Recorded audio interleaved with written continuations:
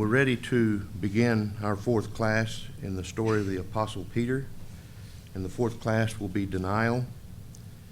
We'll read Mark 14, verses 66 to 72 in preparation for this class. Mark 14, 66 through 72. And as Peter was beneath in the palace, there cometh one of the maids of the high priest. And when she saw Peter warming himself, she looked upon him and said, And thou also was with Jesus of Nazareth. But he denied, saying, I know not, neither understand I what thou sayest. And he went out into the porch, and the cock crew. And a maid saw him again, and began to say to them that stood by, This is one of them. And he denied it again, and a little after, they that stood by said again to Peter, Surely thou art one of them, for thou art a Galilean, and thy speech agreeth thereto. But he began to curse and to swear, saying, I know not this man of whom ye speak. And the second time the cock crew, and Peter called to mind the word that Jesus said unto him, Before the cock crow twice, thou shalt deny me thrice. And when he thought thereon, he wept. At this time, we'll call upon our brother Alan Laben in his class, Denial. All right, good morning, everyone. Good morning. It's good to see everyone again this morning as we continue through our studies on the life and the example of Simon Peter. So, as was mentioned, this is our fourth class, looking now at those events that are leading up to the culmination of Peter's experience with Jesus during his ministry. We'll be looking deeply into his denials. And let's start with some context. Our last class yesterday morning ended about 6 months away from Jesus' death, right before Jesus started to make that final trip down south from the area up around Galilee. He was up in Caesarea Philippi when we left him, down south to Jerusalem. And Luke is the one that really takes over the narrative here, and he talks about these travel narratives, this narrative of his route, or geographically a rather indirect route he makes as he goes down to Jerusalem. And Peter appears specifically 3 times through these travel narratives. He asks 3 different distinct questions. He asks about forgiveness. How often shall my brother sin against me and I forgive him? That was one of Peter's questions to Jesus. He asks about the explanations for Jesus' parables around the kingdom. And he asks about the rewards the disciples would receive once that kingdom came. And as we progress through these final 6 months and into the final week with Jesus, it seems as if all 4 of the gospel writers slow down the pace, and they pay greater and greater attention to each detail. We looked at this chart yesterday and saw how the Gospels are concentrated not only on this last year of Jesus' life, 64% of all the verses in the 4 Gospels are in the last year, but especially on this last week. That makes up 34%, over a third of the Gospel record. And so now Jesus arrives in the area of Jerusalem about 6 days before Passover and starts to make these daily trips from the area that he's staying in Bethany, up around the Mount of Olives, down through the Kidron Valley, and through the South Gate up into Jerusalem. And then each night during those final 6 days, he retraces his steps down through the Kidron Valley, around the Mount of Olives, and back out to Bethany. And it's during this final period that we see the interactions between Peter and Jesus just explode with frequency. Here's our timeline that we looked at yesterday, and you also have in your handout. We covered the interactions, Peter's 3 calls during his first year. We looked at the vignette of him walking on the water at the close of the second year and the start of the third. We looked at Peter's confession of faith and the rebuke that immediately followed it in the third year. And here we are in that final week when all these interactions cluster together between Peter and his master. And while many of these interactions between Peter and Jesus are recorded in maybe 1 or 2 of the gospel records, there is one series of interactions that is recorded in all 4 gospel records, and that is in the denials of Jesus. This chart gives us a visual representation of where each gospel contains information that is unique just to that gospel, right? So that the Mark only has a very small little bit, that area in the green, that's only found in Mark. Matthew has a slightly larger portion that's only found in Matthew. Most of the unique material in Luke is in that travel narrative portion as Jesus is journeying down south from Galilee down to Jerusalem. And then John, as you read it, it reads like a very unique narrative, has the majority of its unique information compared to the others. And a lot of that is concentrated on that last week and even on that last night. The blue is where the Gospels have items that are in common, where multiple Gospels talk about the same event. And whenever you see it, you should take note. In the Bible, repetition is a teaching device. And so when something's repeated, we should pause and say, well, why is that repeated? What can I learn from that? And all four Gospels converge on talking about Peter's denial. It's interesting to note that the most information we get about Peter's denial is from Mark's Gospel. And we haven't really dug into this fact too much this weekend, but Mark was the Gospel that was most likely written based off of Peter's testimony. And so you get a unique perspective on Peter by looking at the Gospel that was largely comprised of Peter's observations about Jesus. And Peter, in his humility, in Mark's Gospel, records the most detail. It's one of the only places where Mark records more detail than the other Gospels about that denial. In addition to what we read in our opening reading in Mark 14, 66 through 72, Peter's denial is also recorded over in Matthew, in Luke, and in John. And I'll be putting all four passages up on the screen here as we try to harmonize those accounts. So we're going to start with the Last Supper. As the narrative of the four Gospels converge, this is where it's helpful to read a parallel Bible account that lines up the events. As you can see on the screen here, it's only through aligning those four accounts that we get a complete picture of all the events and the sequence that's taking place around that Last Supper leading up to Peter's denial on the night of Jesus' betrayal. We'll be zeroing in here on 3 episodes in particular during the Last Supper that set the stage for the denials. Just like there were 3 denials, Jesus warned Peter about those denials 3 times. And 3 times, Peter also made these overarching promises of how he would never deny Christ, and he would always stay by his side. It's John that records the first warning. Please turn there with me to John chapter 13. After they gathered in the upper room, Jesus washed his disciples' feet, as recorded in those opening verses of John chapter 13, verses 1 through 17. At first, as we know, Peter resisted, and then he insisted he'd be washed all over. And while we don't have time to look into it now, this was another turning point for Peter realizing that a life following Jesus meant a life of service. Jesus said at the end of that encounter, "If I then, your Lord and Master, have washed your feet, ye also ought to wash one another's feet. For I have given you an example that ye should do as I have done for you." In John 13, moving down to verses 23 through 35, Jesus warned that one of them at that supper would betray him.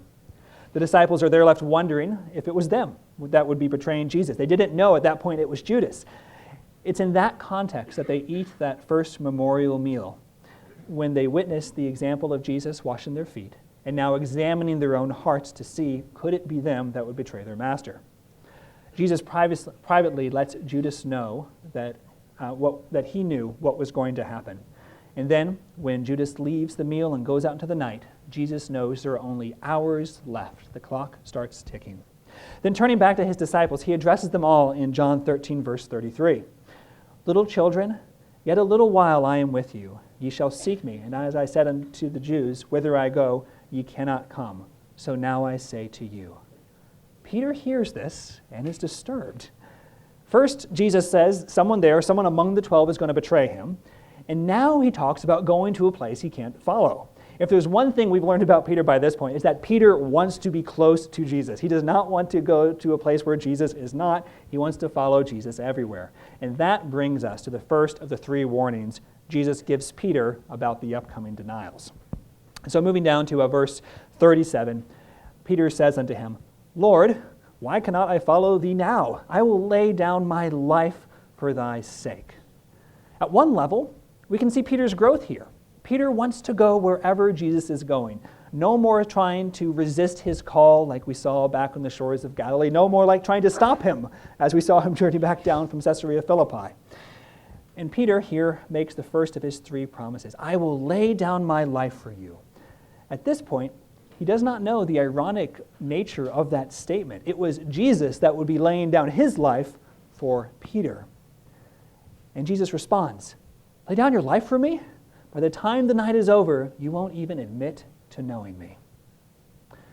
From here, we'll leave John's account in John chapter 13 and move over to Luke 22, where we see the second promise from Peter and the second warning from Jesus about those upcoming denials. Going back to our timeline, the parallel account for Luke 22 indicates that after Jesus' first warnings, debate started to arise among the disciples about who would be the greatest. It was certainly a misplaced conversation, considering the context, but we can see where that debate arose from. Right? What happened just before? Go back through the timeline. Jesus announces that one of them is going to betray them. All the disciples are wondering, is it I? They're examining themselves. And it says over in Luke 22, verse 23, they began to inquire among themselves. And as is so often the case, what should be an examination of ourselves individually turns into an examination of those around us, turns into a comparison of ourselves versus others. The flesh tries to lift itself up by comparing ourselves to others. The flesh likes to avoid examination when it can just examine the faults in someone else. It's much easier to examine the faults of your neighbor than the faults of yourself. It's like when Jesus talked about the Pharisee back in Luke 18, who looked up to heaven and prayed, "I thank thee that I am not as other men are." And we can fall into that same trap. We can compare ourselves to those around us. And when we're called to examine ourselves in light of the memorials, it's not to the others sitting around us, it's to the example of our Lord Jesus Christ. Jesus addressed the topic here, but then turns his attention back to Peter and gives him his second warning, now down in Luke 22, verse 31. So based on the debate the disciples had all just engaged in, Jesus knew that Peter hadn't really heard his first warning. So picking up in verse 31, Jesus appealed to Peter, calling him Simon, Simon, a double emphasis. The only time we see this used in Scripture, using his old given name that means to hear, reminding this disciple that he needed to listen. He needed to listen. Jesus says to Peter, "Behold, Satan hath desired to have you, that he may sift you as wheat." Who is the Satan that Jesus was referring to here? What Satan was desiring to have Peter? Well, there's two options. This could be a reference to Peter's inner adversary, his flesh, his own personal Satan. There's certainly a scriptural precedent for that. It was just 6 months ago that Peter was called Satan by Jesus on their road back from Caesarea Philippi. Peter was again being his own adversary here by not taking seriously Jesus' warning. So convinced was he of his own loyalty that he wasn't pausing to listen, to hear what Jesus had to say. It's reminiscent of what we see over in 1 Corinthians chapter 10 and verse 12. "Wherefore let him that thinketh he standeth take heed lest he fall." Peter was convinced he was going to stand, and he had to pause and realize that he was vulnerable. But the other possibility here is that Satan refers to the rulers of the people, similar to how John would later in Revelation chapter 2, verse 13, refer to the Roman ruling class as Satan in Pergamos, or how Peter himself later referred to the Roman Emperor Nero as the devil. Could Satan here be referring to the ruling class, to the Sanhedrin, who had been conspiring over that previous week to arrest Jesus? Were they interested in Peter as well? That language that Jesus uses, "may sift you as wheat," is significant. It comes from Amos chapter 9, verse 9, where it's talking about Israel itself being sifted among the nations. The Jewish rulers certainly wanted to sift the disciples, sort them and separate them and disperse them apart. Ironically, it was those Jewish rulers themselves that would be sifted as wheat in 70 AD.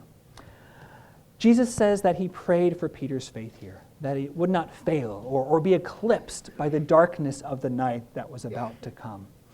And he also tells Peter that he prayed that he would focus on strengthening his brethren. Peter's focus was still primarily on himself, right? "Why can I not follow you? I will lay down my life for you." Jesus not only prayed that Peter would not fall away, but he would help his brethren not fall away either. And this was a lesson that Peter clearly learned. We read later in Acts and his epistles of the efforts of Peter to strengthen his brethren. And that word that Jesus used, strengthen, becomes a term Peter touches on time and again. For example, in 1 Peter, he closes his epistle in 1 Peter chapter 5, verse 10 with these words, "But the God of all grace, who hath called us unto his eternal glory by Christ Jesus, after that ye have suffered a while, make you perfect, established." And also the opening of his second epistle, Peter returns to this word, strengthen. "Wherefore I will not be negligent to put you always in remembrance of these things, though ye know them, and be established." That same word, strengthen. Also interesting here is the use of the word converted. We alluded to this in our first class, how here we have Peter and Jesus toward the end of Jesus' ministry, and still Peter has yet to be converted. The word converted is a fairly common Greek term. It just means to turn again or turn back. And I think it's safe to say that Peter at this point thought he had been converted. But what Jesus is instructing us here is that conversion is a continual process, just as is growth. There will be multiple points in our lives where we have to turn and turn again toward Christ.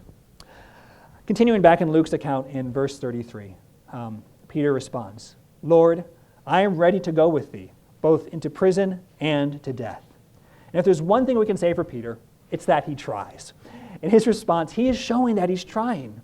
Peter listened to what Jesus said and recalled the last time he heard Jesus use that word Satan and in a conversation. He was trying to prevent Jesus from going to his death. So you can see some growth here. Now Peter accepts that. Peter is not trying to prevent Jesus from going down this path. He's now saying wherever it leads, he will go with his Lord. Jesus responds in verse 34, "I tell thee, Peter, the cock shall not crow this day before thou shalt thrice deny that thou knowest me." Just like the double use of that name Simon, Simon previously would have caught Peter's attention, now Jesus is catching Peter's attention by using his name Peter.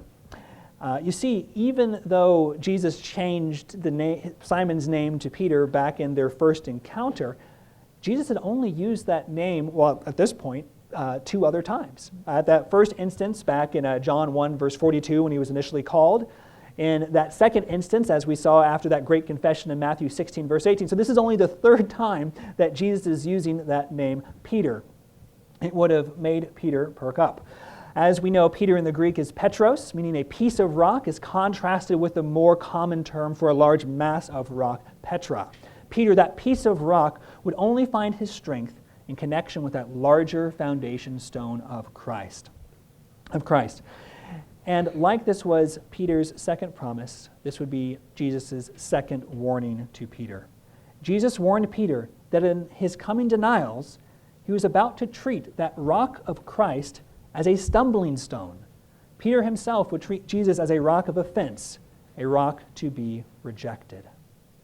Returning to our harmony of the accounts, we'll next move to Matthew and Mark, where we'll see Jesus warn Peter a 3rd time. Right? So we're seeing we're working our ways right to left, the first warning and the first promise in John, the second warning, the second promise in Luke, and now the 3rd warning, the 3rd promise in Matthew and Mark, setting up this denial sequence. Following Peter's second warning, Jesus warned all of his disciples of the struggles to come and exhorts them to embrace the peace of God. The disciples then leave the upper room after they sing a hymn, and they begin to exit the city. And at first, this would seem like the prior 6 nights in Jerusalem, where they exited down through the south gate, started to make their way north through the Kidron Valley, round the Mount of Olives, and head out to Bethany, with Jesus talking to them and teaching them along the way. However, this time, they didn't go all the way up to Bethany, as they had previous nights. Instead, they went off to this garden alongside. Luke mentions in 22, verse 39, that they have done this before, so it may not have seemed as unusual initially. And it's here, as they're heading into the garden, that we read of Peter's 3rd warning and his 3rd promise, just before Jesus' agony there in the garden. Matthew and Mark record what happens next. I've got both accounts up here on the screen. Now this warning isn't just directed at Peter, but at all the disciples. Matthew chapter 14, verse 27 records that Jesus said to them, "All ye shall be offended because of me this night. For it is written, I will smite the shepherd and the sheep shall be scattered. But after I am risen, I will go before you into Galilee." Jesus' words here were meant as a warning, but also to give some comfort. Though they soon would be scattered, Jesus would see them again, back in the place where it all began, on those shores of Galilee. Though he as the shepherd would be struck, he would come back for his sheep. Peter's response here was immediate. Although all shall be offended, yet will not I. The eagerness here can be commended. His commitment here is absolute. There is no doubt that his mind is made up, that regardless of what happens around him, regardless of if all the other disciples leave, he would stick with his Lord. And there is a real admirable quality. We can be quick to criticize Peter's overconfidence here, but there's a real admirable quality in what Peter says, and one that we should emulate. He says, though all fall away, regardless of who chooses and who chooses not to follow Jesus, Peter was resolved he would still follow. And it raises a question for us. If everyone else left, would we stay? If our family chose to leave the truth, would we still remain? If our friends left the truth, would we as well? What about our children, our spouse, our closest friends? If our commitment to God is first, then that commitment should remain regardless of the decision of those around us. And so you see Peter's adherence to Jesus as an admirable quality. And in Jesus' response to Peter, note that Peter's commitment isn't criticized. Peter wasn't wrong for expressing his loyalty. Nevertheless, Jesus gives Peter his third and final warning about what was going to happen. But Peter still missed the warning that Jesus was giving to him. And as we'll now see, Peter's commitment of never wanting to leave Jesus' side and even being willing to die for Jesus, that commitment wasn't even going to last another 2 hours. Because before the morning broke, not only would Peter show himself unwilling to die for Jesus, but he wasn't even willing to admit that he ever met Jesus. And in this failing that we're about to read about, Peter is a portrait of each one of us. We all face the same challenge. We all know the right standards. We know what we should be doing. We make a commitment in the waters of baptism and each new week as we gather here to remember Jesus. But in the heat of the moment, we'll often forget those commitments or reject them entirely. Paul captures this sentiment really well in Romans chapter 7, right after the baptism chapter of Romans chapter 6, which details the commitment that we make to put the flesh to death. In Romans chapter 7, Paul talks about how we still struggle with the flesh anyway, and doing the things that we know are against Christ, that we don't want to do, but yet there's this law in our members that wages war, and we do them anyway. Why do we understand the right thing to do on an intellectual basis and then so often forget to apply it? Peter said, though all shall be offended, yet not I. And yet a few hours later, he is swearing that he never knew Jesus. How do we not do the same thing? How do we not just make commitments? It starts there, the commitment is good, but how do we take it beyond that level of commitment and make it stick and bring it to a level of action? We might know how we should behave in the particulars, but how do we control ourselves to make that a reality? It's easy to pay lip service to the principles of courage and purity and peace until you're in a moment of danger, temptation, or anger. So let's see now, as we move to the denial sequence, what we can learn from Peter's experience with this. And though we'll follow the account through all four Gospels, please turn with me now over to John chapter 18. For the sake of time, we've already passed over the conversation about the two swords, and now we're going to pass over the agony in the garden, how Peter was specially asked to stay awake and then fell asleep 3 times again. We'll have to pass by Jesus' arrest and Peter's lashing out in violence with the sword, though that episode is going to come back to haunt him in the denial sequence. This will bring us to the scene of the 3 denials, to the house of the high priest. After his arrest in the garden, Jesus was taken into the city and to Annas, the father-in-law to the high priest Caiaphas. You'll see over in John chapter 18, verse 15, it notes that Peter followed. Peter had momentarily fled in the garden with the others when they were dispersed, but he was back now, maybe thinking that he's starting to make good on his promise so far to never leave Jesus and follow him wherever he goes. But notice the parallel accounts I have up on the screen for Matthew, Mark, and Luke. Though Peter is following Jesus, he's following him afar off. Let's now take a look at where these next events took place. So I will note that there are 2 different ways of looking at the text here.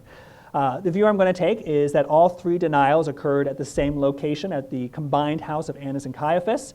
The other view is that these residents were in 2 separate locations, that Peter's first denial took place in the house of Annas, and the last 2 denials, the second and third denial, happened in a separate house belonging to Caiaphas. The reason I take the first view that all three of these happened in the same location is the archaeological record seems to support that. You see, in the 1970s, our brother Lean Rittmeyer, an archaeological architect, oversaw the reconstruction of what's called the palatial mansion, which is believed to be where Annas the high priest lived.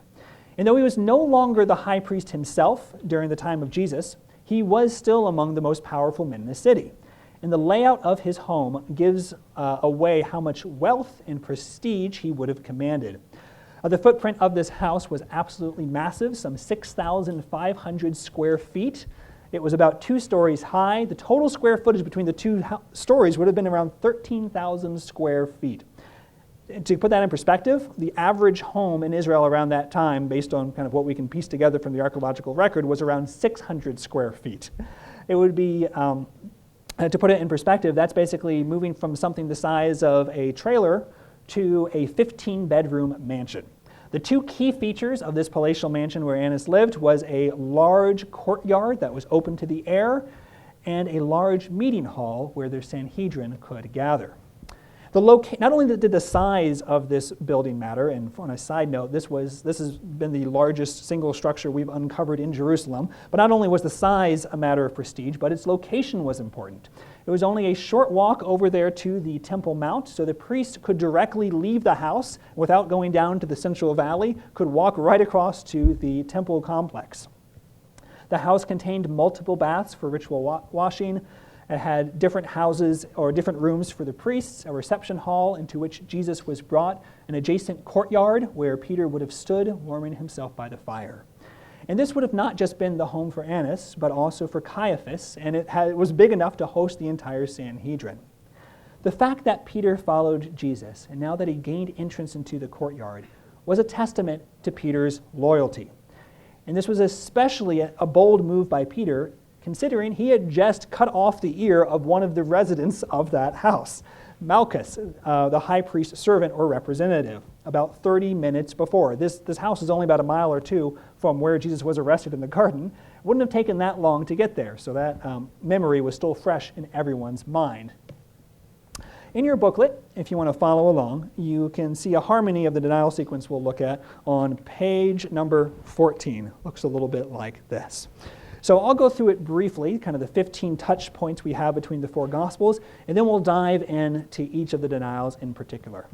So after John gets access to the house, he gets the maid to allow Peter in as well. Peter then sits by the fire, and then we have the first denial. I know him not. Peter, after that, goes out to the porch just outside the courtyard, and then after a little while returns back to the fire. In the meantime, the maid is speaking to others. And now that Peter is back by the fire, we have the second denial. I do not know the man. And a rooster crows the first time. An hour passes. A relative of Malchus joins, kind of changes the equation a little bit, and a larger crowd begins to gather around the fire. Bystanders join in, and then we have the third denial, with Peter cursing and swearing an oath now. I know not this man of whom ye speak. A rooster crows again. Jesus looks through the crowd at Peter, and Peter remembers. So as we walk through these events, you can line them up with likely where they occurred in that palatial mansion. And as we get to the end of this sequence, you'll see why the location of these things brings another significant element to the account. So let's now turn to our opening reading of Mark chapter 14 and verse 66. Mark includes this interesting little note that he was beneath in the palace. Normally you're either beneath something or in something. You don't often see that you're both. But it's little details like that that helps us paint the picture and helps kind of give this reality to the text. The courtyard was in fact slightly recessed. It was a few steps down from the reception hall where the trial took place, but that courtyard was still in the palace. So yes, it was both beneath, a few step downs from the main area, and still in the palace. Recessed by only a step or two, so the events in that main hall would still certainly be audible and maybe even visible to those who stood without. Matthew chapter 26 and verse 69 likewise notes that he sat without but was still in the palace, meaning that he was inside the complex but in an open area such as a courtyard. Modern translations make it a little bit easier for us to piece this together by just using the term courtyard. Luke notes that he was by the fire. This detail helps us place actually where in the courtyard Peter was standing. Because you see, when Brother Lean Rittmeyer did some of these excavations, you could still see the scorch marks on the tile of where fires were built in that courtyard to provide light and warmth. One of those fires was near the door of where the courtyard joined that great hall where Jesus would have been. And from this location, Peter could not only hear, but also possibly have that line of sight into what was happening inside. The physical arrangement here is significant. And as you can see from the layout, the courtyard was close enough to the main hall that people could be aware of what was going in that larger chamber where Jesus was. That's why people were gathering there. Thus, all the while Peter stood without in the courtyard, he was close enough to hear what was going on. And so here is Peter by the fire, and the servant girl of the high priest, the same girl who had let him in, approaches him. Perhaps it's a question that had been nagging her in her mind since she had opened the door to let him in. And now that Peter was by the fire, she could get a closer look at his face. Perhaps she had seen Peter around the temple area that week. They had been there for 6 days already. Jesus and his disciples had been in the area quite a bit. There's no reason to think at this point that her question she asked here in verse 17 was antagonistic. For example, look at the context. Look back a few verses in John, back to verse 16. The maid knew that John was one of Jesus' disciples, and no harm had come to John. And look at the word also in verse 17. Was she not simply wondering if Peter, also like John, was one of these adventurers from the area of Galilee? But Peter wasn't ready to be acknowledged. He was still in stealth mode. He had followed Jesus to the high priest's home, but had done so afar off, at a distance, not wanting to get too close to be noticed. And now that he had gained entrance, he wanted to remain anonymous, observing what was going on, but this girl's questions risked blowing his cover. Peter had no doubt chosen this spot by the fire strategically so he could be aware of what was going on in the main room, but he didn't want to be the center of attention. And so there we have Peter's first denial, as it's recorded in John. I am not. And that must have taken her aback. Moving over to Luke, we read that she looked upon him intently. Rather than a question, in Luke she forms a statement. This man was also with him, she almost whispers to himself. Matthew and Mark also record that she said to him, thou wast also with Jesus of Galilee, or in Mark, Jesus of Nazareth. Peter, now loud enough to be heard by others around the fire, said, I do not know him, it says in Luke. I don't know what you're saying, it says in Matthew. I don't understand what you're saying, it says in Mark. And in this, we can see an image of how sin works in each one of us. It's a progression. It's progressive. It starts with something seemingly small, but there's a slippery slope that starts to descend down. In his first denial, Peter's statement was simple, I am not. And it quickly grew into more forceful, absolute statements as we see recorded in the parallel Gospels. We're going to see this pattern continue over the next few verses. And we don't have time now to consider it, but John in particular is starting to draw a number of parallels at this point between Peter and Judas. From how he is standing with others by the fire to some of his own word choice used to describe Peter. We see Peter starting down a similar dark path. Mark notes in verse 68 that he didn't wait for another statement from the girl. He moved away out into the porch, away from the revealing light of the fire and slipping away into the darkness, almost as Judas went out into the darkness of the night after the Last Supper. And as he did, the rooster crow echoed through the night. At this point, it's likely around midnight.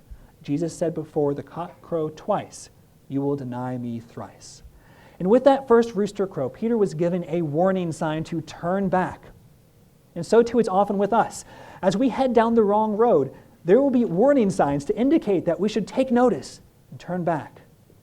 At this point, Peter did not. Peter's now outside on the porch where things were just starting to get underway in the great hall. The Sanhedrin, while Peter's out in the port, is trying to do three things to seek testimony from Jesus to put him to death. John chapter 18, verse 19 records the strategy of the Sanhedrin in questioning Jesus. First, they were questioning Jesus about his disciples. We're not told specifically what questions were being asked, but could it be that conversation happening in that great hall is what sparked individuals in that courtyard to ask Peter? They overheard that in the great hall they're asking Jesus about his disciples. The people in the courtyard listen and hear that conversation and look at Peter's like, wait a second, aren't you one of them?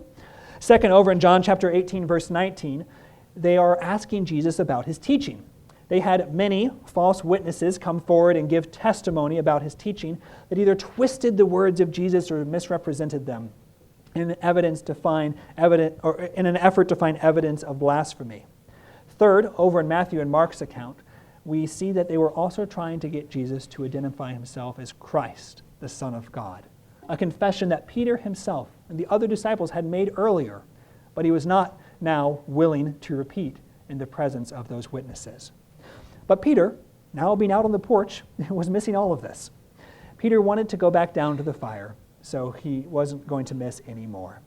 It's at this point that there is a difference in interpretations of how to read this text. One view is that the scene shifted to a new home over to Caiaphas, the high priest, where the final two denials would have taken place. The other view is the one I'll continue with here, that the palatial mansion was the residence of both individuals, Annas and Caiaphas, and that the narrative continues in this one location. And so like a moth drawn back to the flame, Peter moves back down from the porch inside to the courtyard around that fire where he had previously warmed himself. But while Jesus' trial was taking place inside the great hall, Peter's trial would continue as well. Matthew chapter 26 and verse 71 notes that the questions about Peter didn't stop when he removed himself from the fire out to the porch. Another maid caught a glimpse of him out there and commented to the others at the fire, "This fellow was also with Jesus of Nazareth." Mark chapter 14, verse 69 picks up now. The door girl who asked the first question reasserts her statement. This is one of them. Thus, when Peter returns and stands around the fire of coals in John 18, verse 18, the others around the fire ask the question based on the maid's assertions. Art thou not one of his disciples? Peter responds, I am not. He had a second chance with the exact same question that the door girl had asked previously, and he makes the exact same mistake. And again, just like before, Peter's fast dismissal raises the suspicions of the others. In Luke chapter 22 and verse 58, another leans forward and makes a statement, just like the door girl did originally. Thou art also one of them. Peter's reply is harsh. Man, I am not. Peter now goes further than he did before. In Matthew chapter 26, verse 72, he confirmed his denial with an oath. I do not know the man.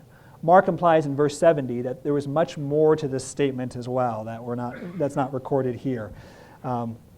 Verse 70 could read that Peter denied it again and again and again. The word there is in the continuous sense. Only hours before, he had proclaimed his undying loyalty to Jesus. And now, he was not even willing to be remotely associated with his Lord. And the question for us is, can we sometimes be the same? Each Sunday morning, each start of each new week, we come here to associate ourselves with Jesus, to identify ourselves with Jesus and his resurrection. We look at his examples and make a commitment to have the same level of faith. We make a commitment to take up our cross and to follow him. But do we then turn around the next day and live in such a way that shows we are ashamed of being associated with Jesus? Does social pressure and the way we appear before others cause us to shrink away from that commitment to Christ? Peter's statements seem to have shocked those around him. Luke notes that there was about an hour gap between the second and third denials. We see that over in Luke chapter 22, verse 59, during which the trial of Jesus is continuing on, and Peter is now in a position to hear what's happening.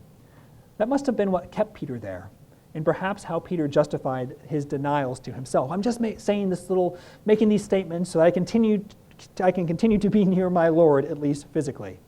And that brings us to the third denial. At this point, you get a sense that Peter's confidence might have been growing. He is there by the fire for about an hour now with no more mishaps. I mean, yes, he denied knowing Jesus, but at least he is physically in proximity to Jesus in the next hall over. And yes, he had lied twice about his associations, but he wasn't going to do it anymore. And at least he wasn't in the shadows anymore, back in the dark on the porch. And then the tables shift. Someone new comes into the scene, and the ante goes up. Over in John chapter 18, verse 26, we read, one of the servants of the high priest, being his kinsman, whose ear Peter cut off, saith, Did not I see thee in the garden with him? No doubt, this man also explained exactly what Peter might have done in that garden, what he did to Malchus, and how Peter was the man that lunged forward and chopped off his ear. Even though Peter had boasted that he would be willing to go to prison and to death for Jesus, when faced with the real prospect that supporting Jesus at this moment may elicit some vengeance, Peter does not go through with his previously proclaimed loyalty. This was the spark that ignited the flame of Peter's fear. After the statement by Malchus' relatives, others started to join in. In Matthew we read, "They that stood by said to Peter, 'Surely thou art one of them, for thy speech betrayeth thee.'" It was the Galilean dialect that was the giveaway, notes Mark. In Luke, they are insistent, "Of a truth this man was also with them, for he is Galilean." Sin, as we said before, is progressive. What often starts out small grows. And we see the same here with Peter's denial. His reaction here is extreme. In Matthew 26:74, it says, "Peter began to curse and to swear in such a way designed to completely disassociate himself with the Lord." The idea of a curse in this context isn't what we think of today as profane words, but more so it's proclaiming that if I lie in this thing, may this horrible outcome come upon me, such as, "Let me be cut off from the land of the living if I lie in telling you this. I don't know the man." And as Peter swore that he didn't know Jesus, the air was rent by that second rooster crow. Luke notes that the rooster called while he was yet speaking, catching him in his speech. If you happen to have a diaglott on you, it suggests that the cock crowing in this instance wasn't actually a literal rooster, but instead it was the trumpet sounding of the changing of the Roman guard. The last two shifts were apparently called the cock crows.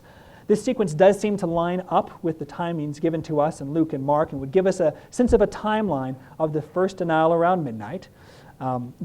Just before the third watch started. The third denial then would have happened at the end of the third watch, which would have been around 3 a.m., and the second denial somewhere in between the two. The rooster, or the trumpet, whichever one it was, pierced the night, and that is what stopped Peter's mouth. And something else happened at that moment as well. Luke records what happened at that same moment. The Lord turned and looked at Peter. It's that same word for look that was used back in John chapter 1, verse 42, during their first meeting together. Based on the context, it means not just the physical act of looking, but a deep, penetrating look to perceive what's really going on. The physical location, again, here is significant. The amazing thing about the palatial mansion uncovered in Jerusalem is there is a line of sight between where Peter was standing in the courtyard based on the scorch marks on the earth and where Jesus would have stood in that great hall. There, Jesus physically looks at Peter with that penetrating gaze, one that was also full of love and hope, even as he looked upon him some 3.5 years earlier by the Jordan River. That encourages Peter to finally look at himself, and he remembers. Jesus' face would have been battered at this point, as it says over in Isaiah chapter 52 and verse 14.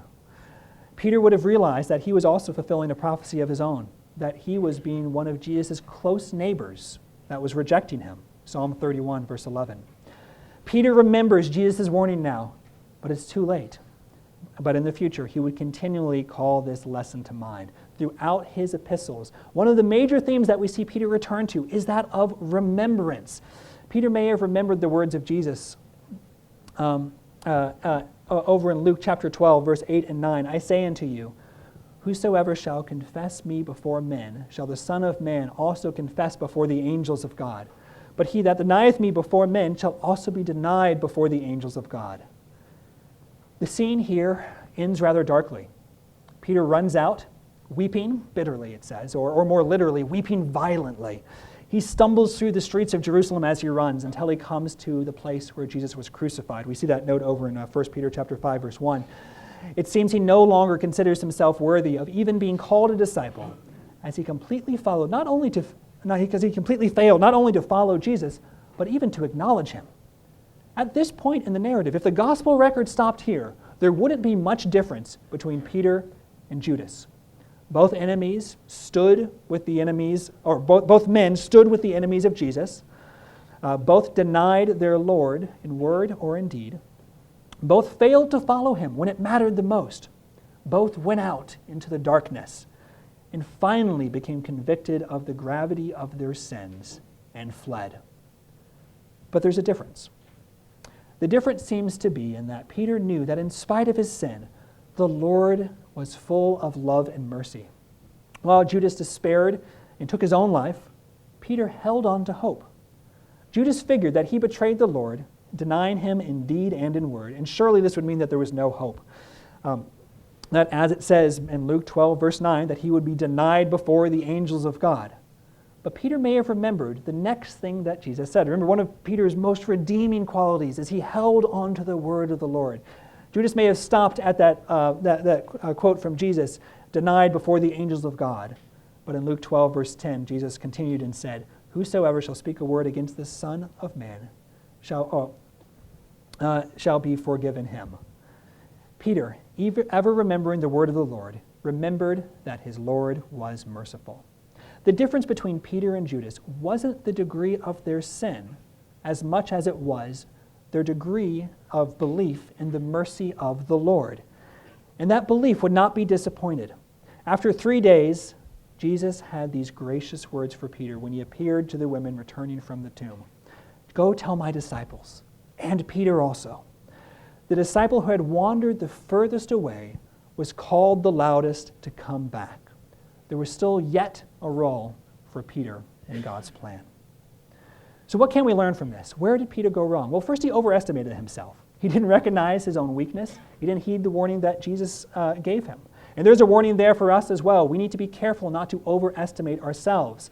And we are weekly given a tool to remember that, as we will soon remember in the memorials. One of the easiest ways to overestimate ourselves is to compare ourselves to others. And we're called each week not to examine ourselves against our brethren, but against the example of the Lord Jesus Christ. Peter learned that lesson, and as we've seen in our studies this weekend, he became an amazing example of humility going forward. And he spoke of the need to humble ourselves and be clothed in humility so that God can lift us up. Peter also failed to remove himself from temptation's path or heed the warning signs that were along the way. Unlike Jesus, who said, "Get thee behind me, Satan," back in Matthew 16, and moved so that Satan was physically behind him, Peter lingered and lingered and lingered some more around the coals of the fire until he was gradually worn down. And there's a lesson for that in us as well, to heed the call of the rooster and remove ourselves from temptation's path. But there's also a lesson here of mercy and of grace and of hope, a lesson that no matter how much we have failed, how far we have fallen, we have a Lord that is looking for us to come back, that is reaching out and calling us the loudest when we are the furthest away, to come out of the darkness and into that marvelous light.